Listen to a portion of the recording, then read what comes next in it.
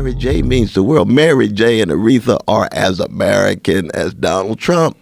Even more in some ways, because they've been here longer. There are people been there 10 generations. Yeah. Donald Trump's grandfather just arrived. His mother, straight from Scotland, Precious Mary Ann. 1930 she arrived, right? And so in that sense, you say, wait, quit lying. Let's just be honest and candid. Accountable. See, for so long, he's been able to get away with things with no accountability at all. Yes. That's what makes him a kind of Peter Pan-like figure. Until he became president. Rich, he grew powerful, but he hasn't grown up. But even as president, he hasn't grown up. People had thought that he would grow into the office. No, he just hasn't grown up. He's still uniquely tried to manipulate the office position to change to be what he is. That's right. And I think people love that. There's certain people that resonates with them. They think that's so attractive. Really thought of before. And what you said was that because of the fact that the United States has this deep history of slavery and the slavery of African Americans, that white people became white people instead of Polish and German and Italian. Instead of it being like most other countries where the Italians think of themselves as Italians and the Greeks are the Greeks, those were white people. They're all they combine as white people. I never thought about that before. No, but I mean, you've got these scholars of American studies. Nell Payne is one of the towering ones, but it goes all the way back to Brother Alexander and David Rodinger and some others who've been talking about the way in which whiteness was created. Take, for example, an Irish brother who goes to Ellis Island.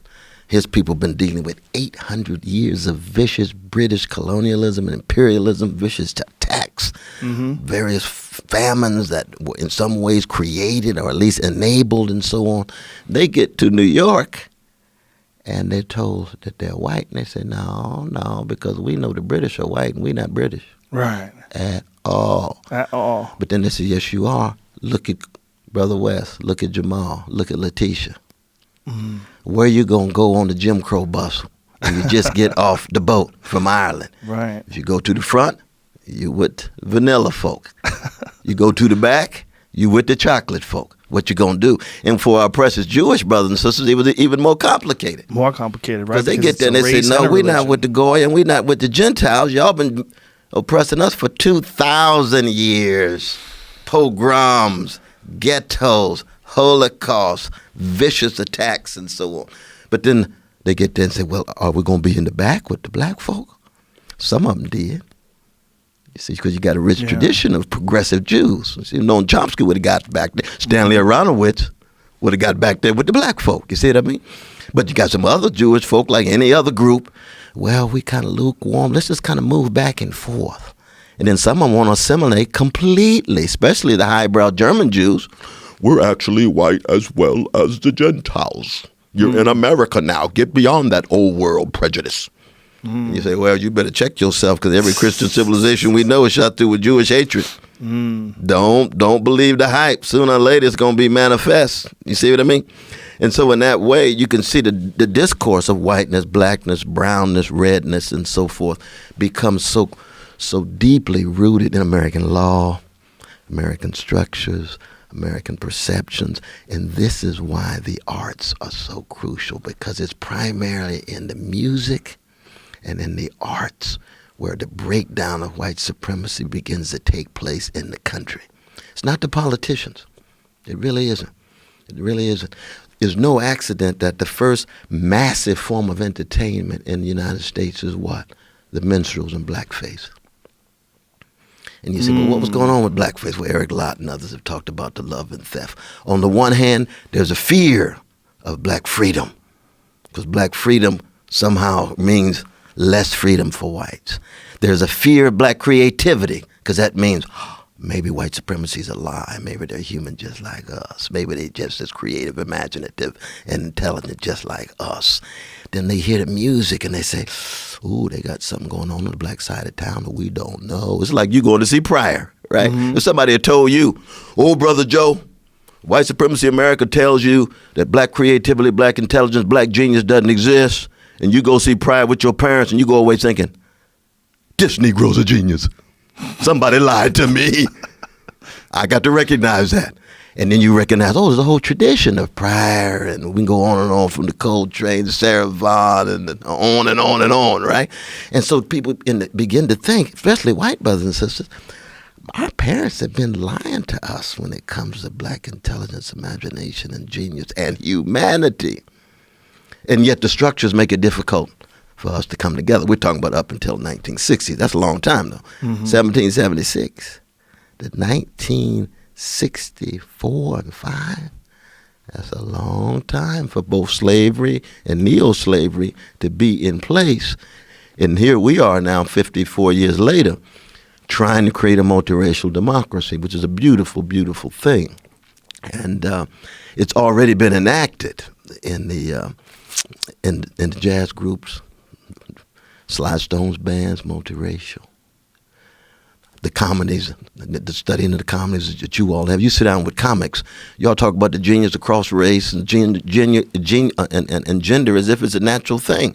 That already shatters the white supremacists and male supremacist categories of whiteness, blackness, all in different silos. But it's so hard to do it on the ground. See, part of the problem of talking about race in America, that's why I've been very critical of a number of contemporary black intellectuals, because white supremacy cuts so deep in the culture, people begin to think it has magical powers, and somehow it just floats above American history as if it's just part of our DNA in a biological way. But all conceptions of race in the modern world are grounded in predatory capitalism.